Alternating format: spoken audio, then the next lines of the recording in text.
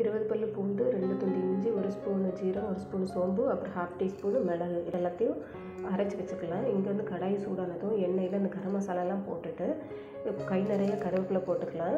இது கூட வந்து நம்ம அரைச்சி வச்சோம்ல அந்த இஞ்சி பூண்டு விழுது அதெல்லாம் போட்டுட்டு நல்லா மிக்ஸ் பண்ணி விட்டுட்டு இது கூட வந்து நான் வெங்காயம் இதுக்கு நிறைய போட்டால் நல்லாயிருக்கும். நான் ஆல்மோஸ்ட் ஒரு 3 வெங்காயம் எடுத்திருக்கேன். இதை வந்து நல்லா பொடிசாக கட் பண்ணி நல்லா வதக்கிக்கலாம். 1/2 டீஸ்பூன் மஞ்சள் பொடி, 1/2 டீஸ்பூன் வத்தல் பொடி, 2 ஸ்பூன் சிக்கன் பவுடர் இது எல்லாத்தையும் போட்டு நல்லா மிக்ஸ் பண்ணி வதக்கி விட்டுக்கலாம். இது கூட வந்து நம்ம கழுவி வச்ச சிக்கனையும் போட்டு நல்லா மிக்ஸ் பண்ணிவிட்டு மூடி போட்டு கொஞ்சம் நம்ம வேக விடணும்.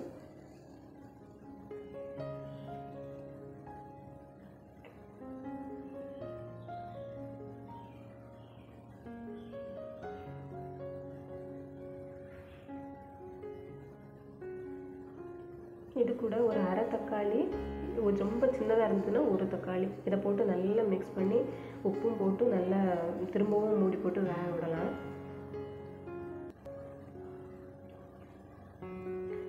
ஓரளவு வெந்ததுக்கப்புறம் இது கூட கொஞ்சோண்டு கொத்தமல்லி இலையும் கருவேப்பிலையும் போட்டு வேக விட்டுட்டு திரும்பவும் ஒரு 5 நிமிஷத்தை நல்லா வேக விடணும்.